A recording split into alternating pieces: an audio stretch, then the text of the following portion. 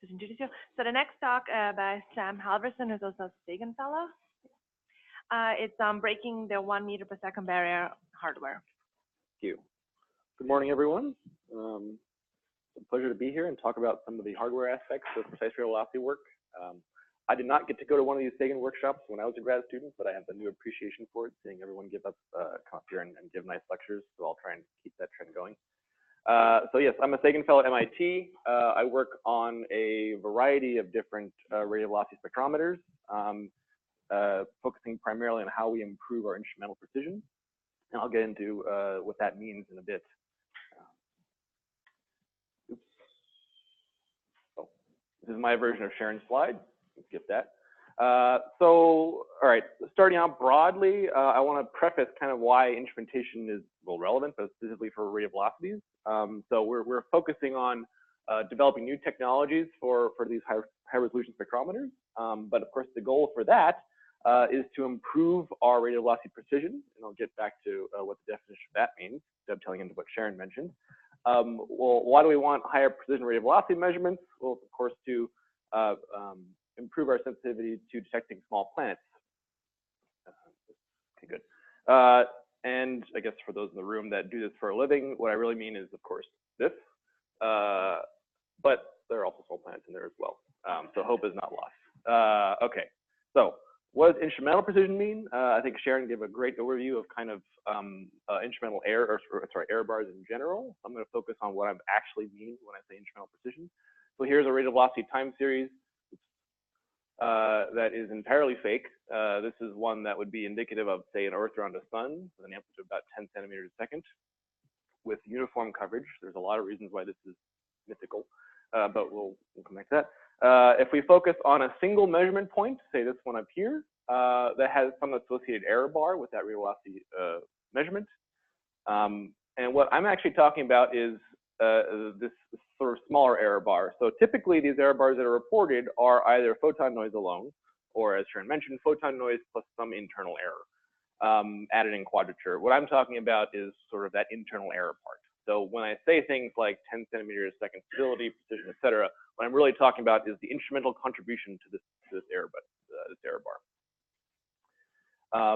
So Sharon mentioned that we take high resolution spectra when we're doing these radial velocity measurements. I think it's important to kind of step through what these instruments look like, starting from a cartoon picture all the way down to existing and future instruments. So the way we actually record spectra for these very precise radial velocity measurements is we take an incoming light from a telescope, in this case dictated by this cyan Crayola marker. That is incident on a high dispersion grating, which provides a very large, essentially, lambda versus angle. That dispersed light is then dispersed again in the orthogonal direction using a lower order grating or something like a prism. The combination of these two dispersive elements actually produces a nice shellogram, which is basically a series of shell orders from the grating that are dispersed in the vertical direction as well. So you get both high resolution and wide wavelength coverage because you can separate all these individual diffraction orders. Okay, moving on to an actual spectrometer layout. Here's the venerable Hamilton spectrometer on the Shane Telescope Lick Observatory. This is another nice diagram. So here we have the entrance slit to the spectrometer, which sets the resolution of the instrument. That beam comes down, is collimated with a powered optic, making all the rays parallel. That collimated beam is incident on a very large shell grating, which provides the high dispersion. That dispersed spectrum is actually dispersed again in the orthogonal direction by a pair of prisms, and then re-imaged onto a CCD with a set of camera optics. So the sort of from the cartoon picture to this is not a lot of change, but the basic idea is that you want to have incoming light dispersed in one direction at high resolution and then dispersed in the other direction at a lower resolution to make up your final spectral format. So on sort of the more modern front, this is sort of the cutting edge of optical design. This is the Espresso instrument on VLT, which was recently commissioned. You can see there's a lot more complexity in this than in the previous two slides, but again, the overall idea is there. You have a telescope input, in this case fiber, You have a large dispersive element that does the high resolution dispersion, and then that goes on to a couple of cross dispersers, which then disperse in the orthogonal direction to give you your square spectral format. Let's see, skip that. So the result is a high resolution spectrum. So this is a fake image that actually isn't even a cross dispersed shell spectrum, but it serves my point. So you have a wavelength increasing in the horizontal direction from the high dispersion grading, and you have wavelengths also increasing in the vertical direction, where each one of these is a different diffraction order from that grading. And those cross-dispersing elements produce this nice vertical spread as well. And you can see individual spectral features sort of painted throughout this image. This is an image of an FTS spectrum of the sun, actually. Okay, so now we have a spectrum. Fine, that's nice. What do radial velocity signals actually look like? So when you're actually recording these spectra in a perfect world, this is what lines do. As the star wobbles back and forth to the unseen planet, all those spectral features tend to wobble in and out. Not so hard, right? This is a wildly exaggerated case, of course. So let's kind of dive into what we would actually measure and the scales involved. So Sharon mentioned this a bit before, but I want to dive into a little bit more detail. So when we're talking about things like, well, okay, then we want the next generation of instruments to be able to measure a 10 centimeter a second velocity shift. What does that actually mean in terms of scales? So this is a electron microscope image of a silicon wafer. So most of your CCDs, most of your CMOS arrays, consumer electronics and things all rely on silicon. This is just an image recorded by bombarding electrons on the surface of silicon. You can see this wonderful crystalline structure. Each one of these is a different silicon atom. And you can see a very nice, nicely spaced uniform lattice grid. For scale here, this is about a nanometer, is this bar. So overall, this whole image is about 1,000th of a pixel. So you can sort of count the silicon atoms that correspond to 1,000th of a pixel. If you solve for the dispersion solution, et cetera, as to for each spectrometer, and you want to say, okay, for a 10 centimeter second shift, how much does my actual spectral feature move on my silicon? This is what you get. It is of order 5 or 6 silicon atoms. So that's the measurement we're trying to make. Oops, excuse me. On top of a very large barycentric correction, but when you traverse tens of pixels, you're trying to ensure that you're repeatably measuring that velocity to a precision of this many silicon atoms is the end goal. So it's hard. Okay, so I want to go over a few different instrumental challenges. This will be sort of a quick hit on these 3 different topics, and just kind of give you a sense of where we stand and why it's a problem and where we want to go from there. Okay, so the first is environmental control. So we want to talk about, okay, what happens when you have a change in the temperature of your spectrometer optics? This is something that we all deal with, but it's relatively easy to think about, although it affects different optics differently. We're going to focus on probably the tallest pole out of all the different optics. So going back to our cartoon picture, we have light from a telescope that gets collimated. It hits some high dispersion grading, usually in a shell, and light from that grading is dispersed and sent out to the rest of the spectrometer. It's the 0th order what happens first. In reality, these shell gratings are relatively large because the larger the grating, the more dispersion you get, the higher resolution you get. In this case, the typical one used by most modern spectrometers is an 800 millimeter shell grating, which is put on a very large piece of low expansion glass. But this actually is a good, I think this will give a good introduction as to why temperature matters in the first place. So this is probably the most sensitive element, and I'll tell you why in a second. So, all right, this is the one equation I think I have, but this is the grading equation. You've all probably seen this at some point in your lives. The idea here is that you have some incident ray, some characteristic wavelength hitting this grating, which is a series of different facets or grooves. The reflected light from that is dispersed at high resolution at some characteristic angle. That angle depends on a few different things. It depends on what diffraction order you're talking about, that's m. It depends on the wavelength of light incoming, that's lambda. depends on the spacing of these facets, which is G. And it depends on, actually, that's it. So the exit angle, that would be this cosine theta term, it depends on those three things. This, for all intents and purposes, is a constant. So the issue with this is, when it comes to thermal stability at least, is that the density of grooves, that is, the number of lines you have per millimeter along this grating, changes, or depends on the overall grating length. So you imagine if you have a grating that was fabricated with some number of grooves in it that has some characteristic resolution, if you shrink that or lengthen it, you're going to change the effective groove density. That's this G term, and that's problematic. Oops. Okay, so going back to this cartoon for a minute, let's kind of walk this through. So warming the grating makes it longer, which then decreases the groove density, which means you change your diffraction angle. So if you look at a single wavelength and what diffraction angle that exits the grating at, that is a function of grating length. And if you change the exit angle of the grating, you're essentially shifting this entire beam up and down. You're changing where that wavelength hits your detector. So that's a problem.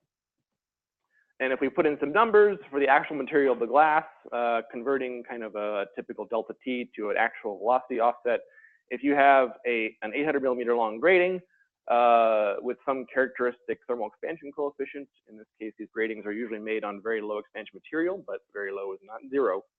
And you have a 10 millikelvin change in the temperature of that grating, that is 10,000ths of a degree, that is 15 centimeters a second on your focal point.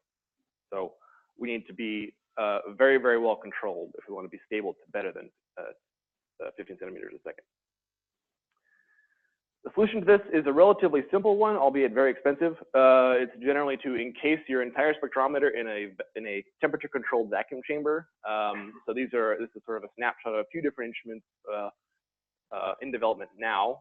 Maroon X, this is for Gemini, NUID for WIN, KPF for Keck, and GClef for GMT. The bits and pieces are somewhat different, but the overall idea is similar, is that you want to encase your optics in a very well-stabilized environment in order to reduce these kind of thermal transients. So if you want to go beyond kind of a meter a second, you need to go from the sort of current generation work. So HARPS has really set the standard for a very long time. This is sort of where they sit in terms of temperature stability and absolute pressure. I want to mention that pressure is also very important, because if you change the pressure surrounding your spectrometer optics, you're changing the effective wavelength of light propagating around those optics. So everything matters. So if you want to go from sort of where HARP sits now in terms of initial precision down to the next generation aiming for 10 centimeters a second or better, you have to improve both your thermal stability for the kind of reasons I just mentioned, in addition to many others, but you also want to operate at a much lower temperature pressure regime, because that desensitizes you to changes in refractive index. Kind of where we stand now in terms of the state of the art. This is sort of a typical temperature control system for one of these next generation instruments. This is NUID. This is within our vacuum chamber. This is the stability of the optical bench.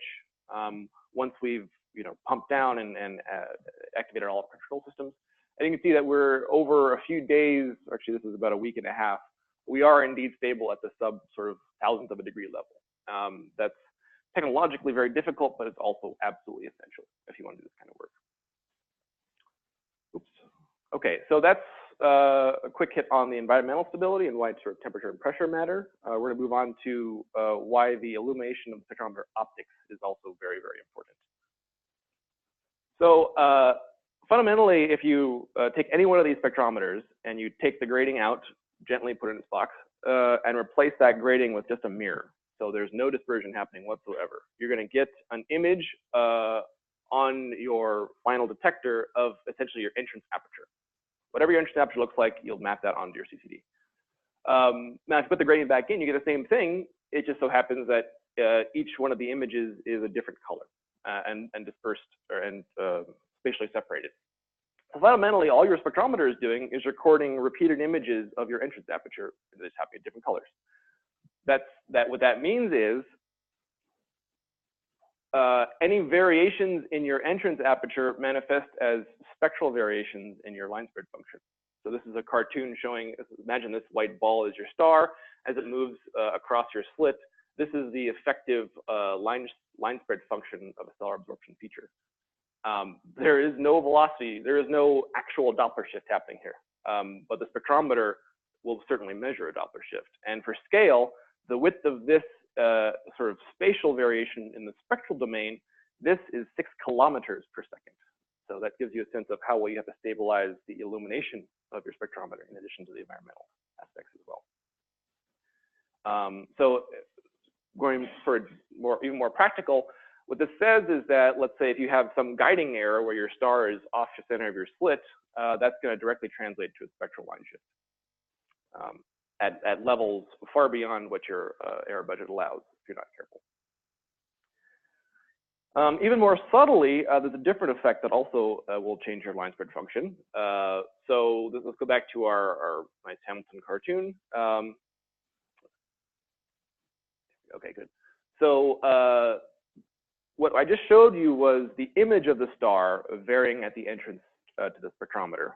What's even more subtle and perhaps even more insidious is the pupil of the telescope will also affect what your line spread function looks like.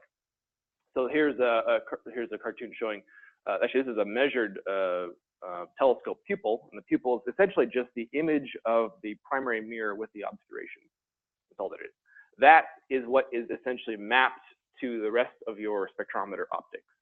Now the telescope pupil is variable for a number of reasons, atmosphere, guiding, etc.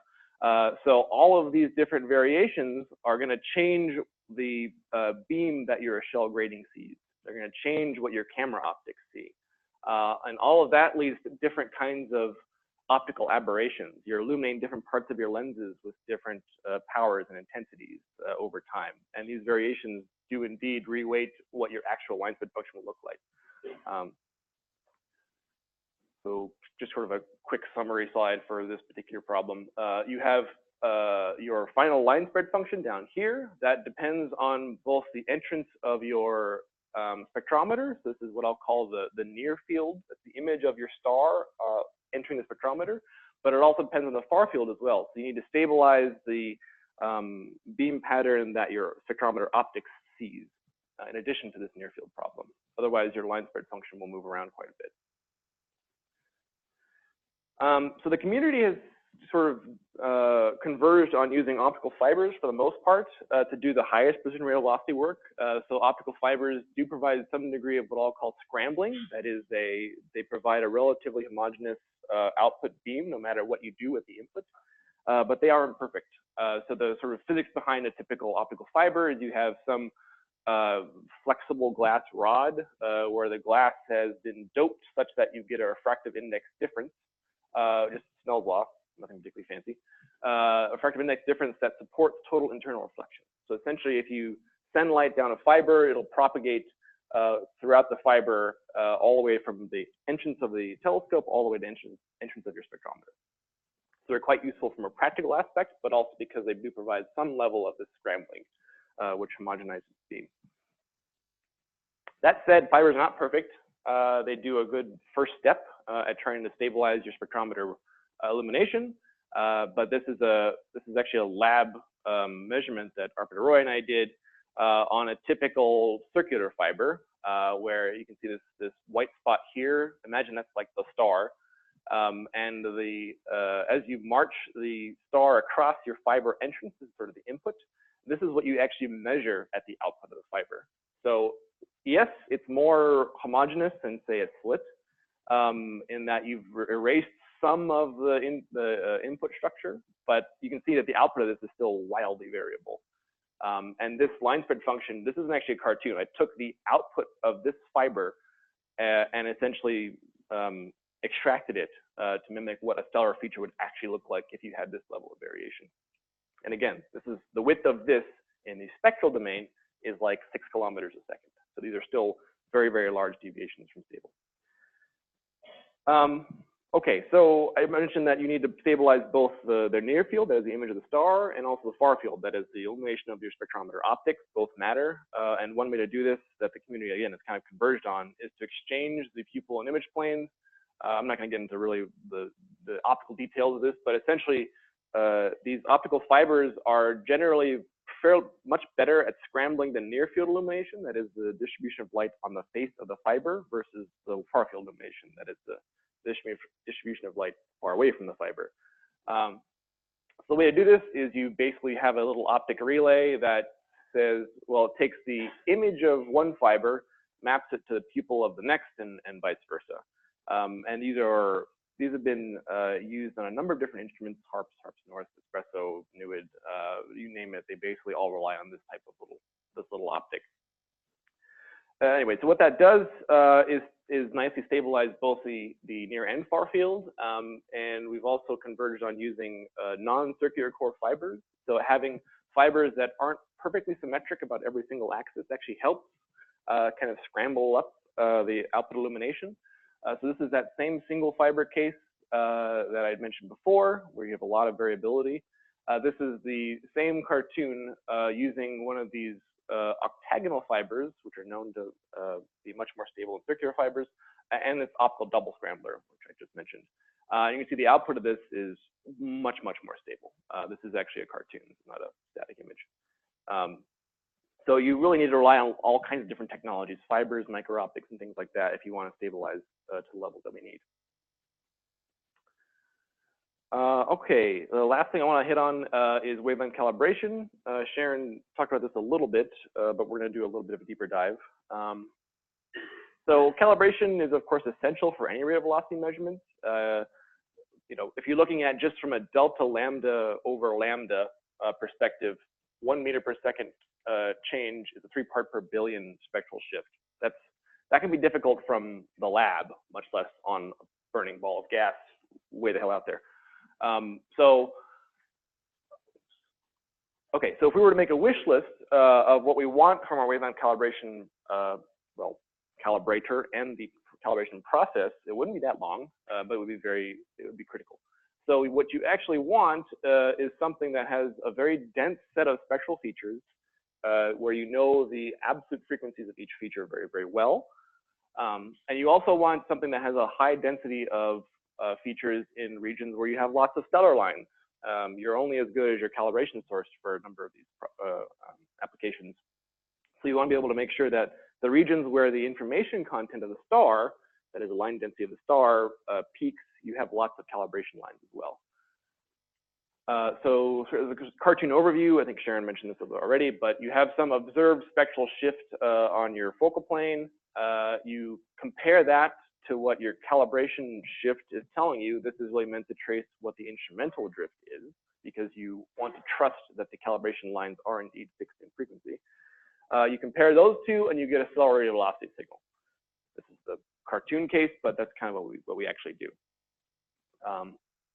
As Sharon mentioned, a lot of groups are using dedicated fibers. Really, all the groups aiming for sort of meter per second and below are using dedicated fibers to track instrumental drift. So rather than having a single aperture or slit with just your star, you have added channels as well. In this case, there's a sky fiber, but this is our new sort of pseudo slit. You have a calibration source bracketing your starlight, spatially offset, but essentially whenever you record spectra, you're also simultaneously recording a calibration spectrum as well. And comparing these two channels gives you a sense of how well you can calibrate out your systematics. And here's an example plot from the Habitable Zone Planet Finder, which Arp and I are quite heavily involved with, showing how well we can remove instrumental drift using our laser frequency comb.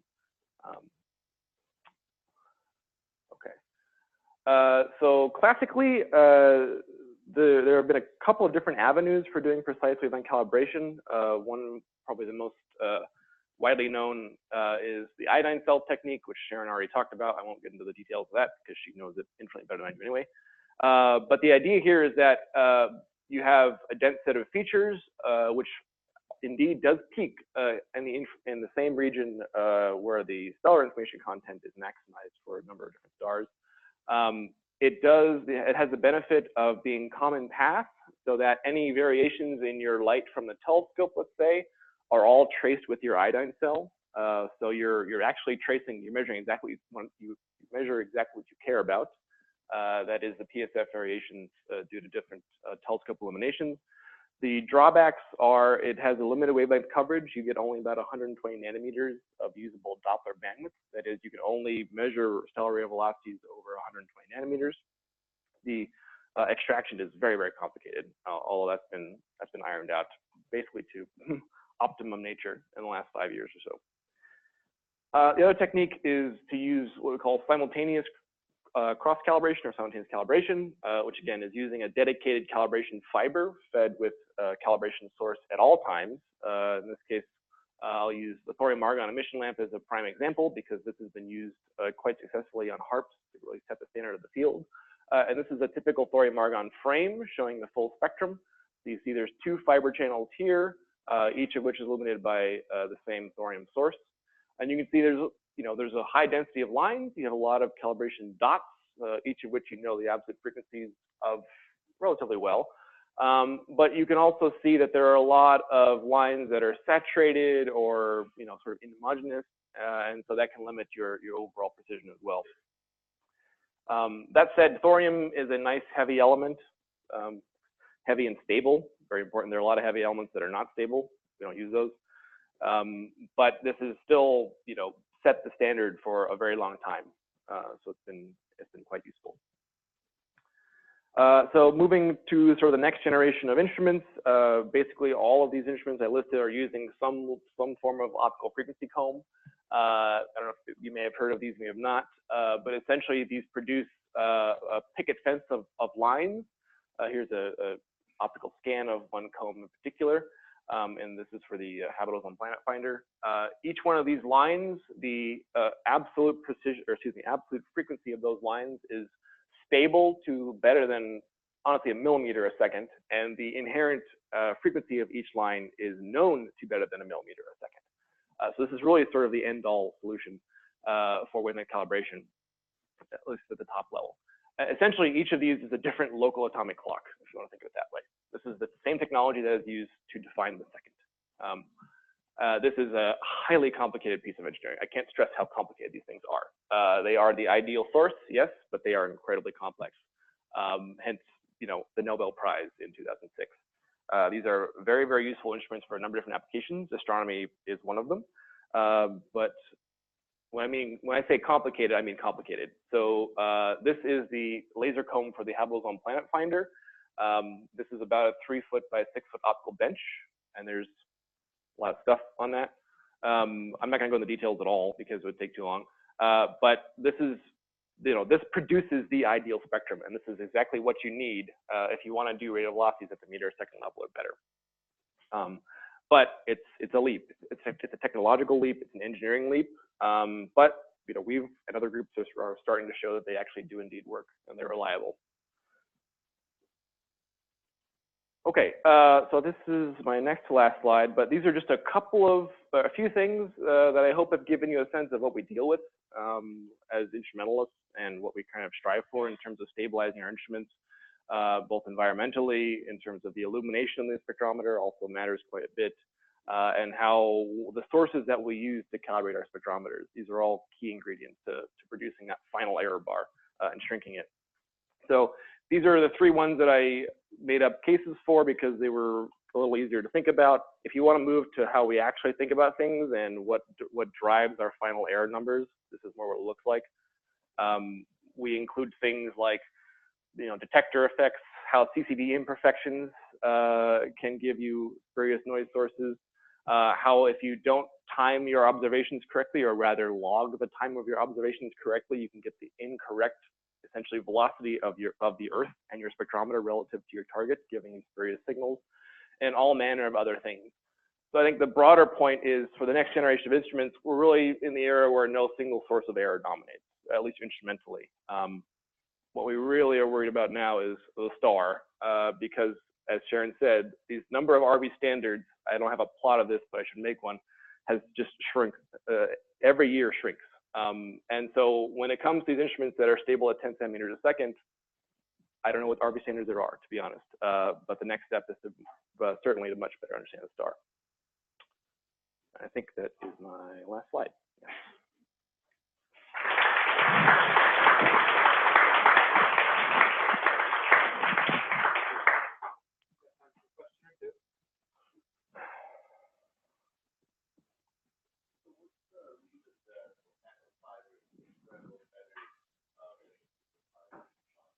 Yeah, so the question was, why do, I'll just say non-circular core fibers, to generalize it a bit, scramble better than circular fibers? The theory suggests that having a little bit of added chaos from a non-symmetric axis gives you a more homogeneous mode output. So essentially, as your arrays propagate, they fill a certain number of modes within your fiber. There's only a fixed number of propagation, basically directions your light can take. If you add sharp edges to that, it kind of increases the chaos a bit, and that homogenizes your output.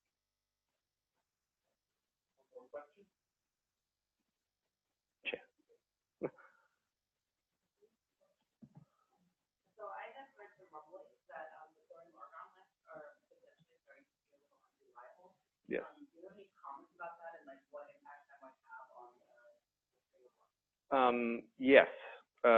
So the question was, thorium argon lamps are becoming unreliable, and that is primarily due to, if I'm thinking about your question correctly, the manufacturers of these lamps no longer work with pure thorium; they work with thorium oxide, and that has a large number of now molecular thorium oxide transitions that are variable from lamp to lamp, and can also vary with things like current and whatnot. So you'll get all of these added molecular features on your thorium lines, all of which are unresolved. So moving from lamp to lamp to lamp kind of kills your repeatability because you use these added species. Chaz.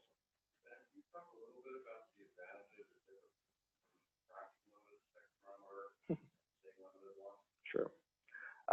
So there are kind of two regimes that we work in as spectroscopists. Ideally, we're in the diffraction limit, namely the size of our PSF is limited essentially by the optics, as opposed to this. If I go back to our cartoon here. So normally the resolution of your spectrometer is set by the width of your slit. So the more narrow the slit you make, the higher resolution you get.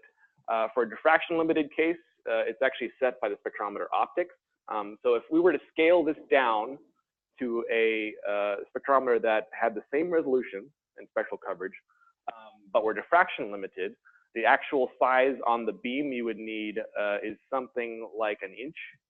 This is a 800 millimeter long, 200 millimeter wide grating, but you need it because you are not diffraction limited. So the benefits of working at the diffraction limit are everything scales down nicely, which means you can improve your temperature and pressure control because your spectrometer went from being the size of, this is the size of a VW van down to a tabletop little thing. So there are a number of benefits, not including that. Yes.